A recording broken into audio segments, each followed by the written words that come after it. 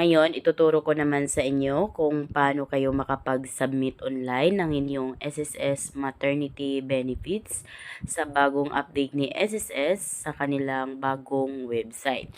Ngayon, bago yan, kung kayo ay bago sa aking vlog, please consider to subscribe para updated kayo lagi sa mga videos ko. Ayan, so nandito na tayo sa mismong SSS website. Kailangan nyo lang mag-login sa inyong SSS account. Lagay nyo lang yung user ID at saka password niyo. Then, click sign in. Ayan, nakapag-login na tayo sa ating SSS account. Dito, scroll nyo lang pababa. Makikita nyo dito yung services. Dito, makikita nyo yung maternity benefit. Click nyo lang itong apply. Pagka-click nyo ng apply, ito yung lalabas. So, ito is maternity notification. So, dito, merong tatlong application ang pwede ninyong magawa dito. So, as you can see, maternity notification, maternity application, at saka adjustment of maternity application. So, dahil ang tutorial na ito is kung paano tayo makapag-apply ng maternity benefits. Kung kaya ang i-click natin is itong maternity application. Click natin yan. Ayan. Once naman na kayo ay buntis pa lamang, hindi pa nanganak. So, ito naman yung para sa inyo, maternity notification. So, dito, application na tayo, important reminders. So, para ma-check ninyo or makita ninyo yung lahat ng klase ng documentary requirements for your maternity benefits. So, i-click nyo lang ito. Click natin yan. Ayan. So, ito yung mga list of document requirements. Ayan. So, check nyo na lang dyan yung kompletong requirements base depende sa inyong pagpanganak. Ayan. Next naman is make sure that your contact information with SSS is updated. So, isa yan sa requirements ni SSS. Nire-require nila na dapat updated yung contact information ninyo para any update sa inyong application is matanggap ninyo yung update nila. Next naman is click here to update disbursement account. So, click natin yan. Ayan. So, dito makikita ninyo na meron akong active na disbursement account. So, ano nga ba yung disbursement account? So, yung disbursement account natin dito ihuhulog ni SSS yung pera or benefits na makukuha natin sa ating maternity. Kung kaya hindi kayo makapag-proceed dito kung halimbawa wala kayong active na disbursement. So, kung halimbawa wala ka pang disbursement account, so ang gagawin mo unang steps, kailangan nyo munang mag-enroll ng disbursement account. Then, once na-approve na ni SSS yung disbursement account niyo, so pwede na kayong makapag-proceed dito sa maternity benefits application. Ayan. Then, dito, sa baba, filing date must be within the 10-year prescribed period from date of delivery.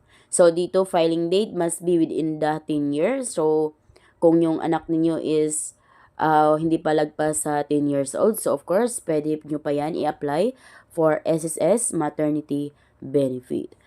Ngayon, lagay na natin yung date of delivery. So, kailan nga ba kayo nanganak? So, halimbawa, nanganak kayo na 10 October 14, 2024. Ayan. Next is number of pregnancy. So, dito sa number of pregnancy, huwag kayong malilito dito. Kung ano yung nakalagay sa birth certificate ni baby na number of pregnancy, so dapat yun yung nailagay ninyo dyan. Halimbawa, pangalawang anak nyo si baby. So, lagay nyo dyan is 2. Then, click next. Ayan, then dito, type of delivery. So, dito kung buhay si baby, so, click nyo lang tong circle ng live childbirth. Ayan. Then, kung kayo ay solo parent, meron kayong solo parent ID. So, click nyo tong box ng solo parent.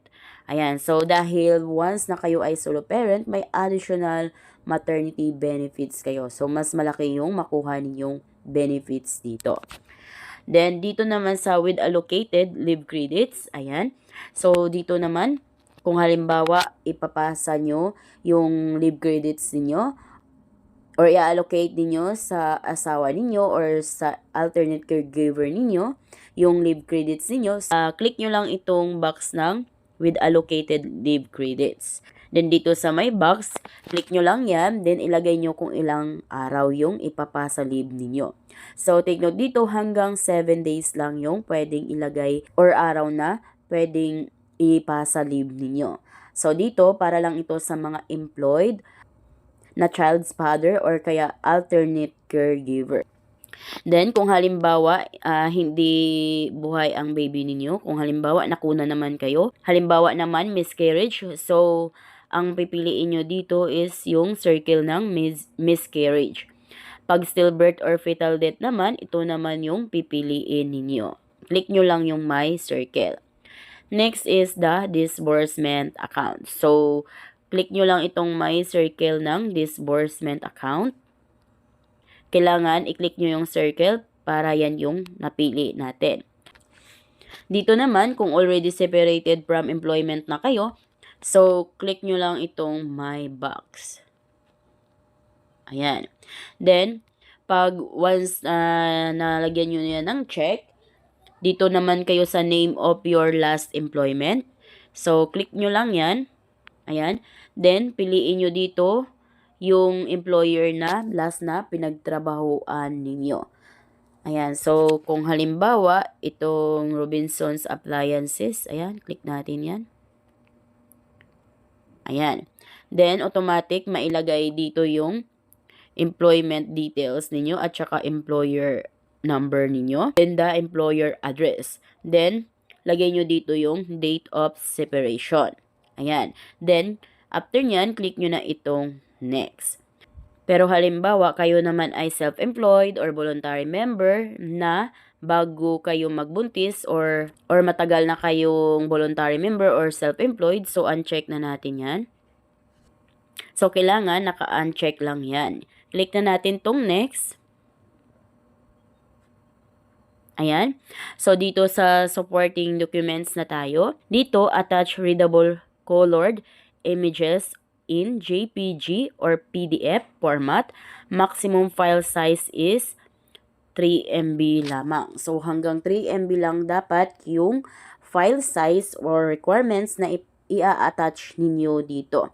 So, paano naman kung pag-picture ninyo ng requirements or pag pina-scan copy nyo yung requirements ninyo is lagpas 3 MB. So, meron akong tutorial niyan guys. Search nyo lang ito sa YouTube. MB to KB Jubes Vlog. Lalabas na dyan yung vlog ko kung paano ninyo pababain ng 3 MB yung mga file size or kaya documents or requirements na ipapasa ninyo dito. So, dito, click nyo lang ito. Pag linik nyo yan, ayan, mag-a-attach na kayo ng files dito or yung requirements or yung birth certificate ni baby. Click natin yan. Ayan, then dito hanapin nyo yung birth certificate ni baby na pinicturan ninyo.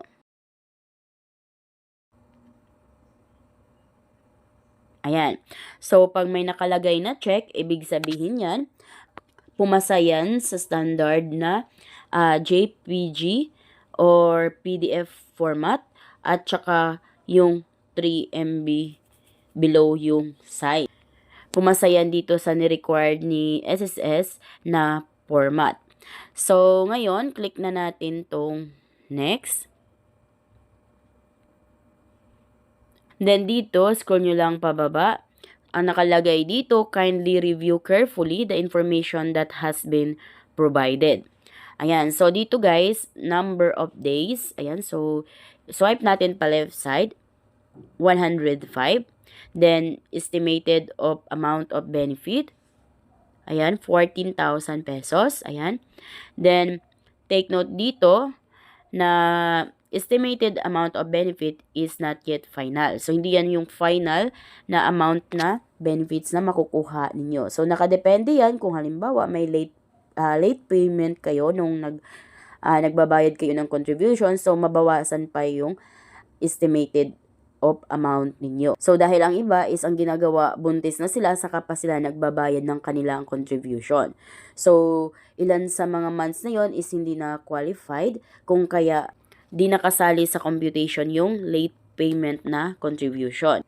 Next naman is, andito yung lahat ng mga details natin. So, double check nyo na lang yung mga information nyo dyan. Swipe nyo lang pa left side. Okay, dito naman sa pinakababa, attach documents. Then, ito yung proof of child's birth natin. So, swipe natin yan pa left side. Ayan.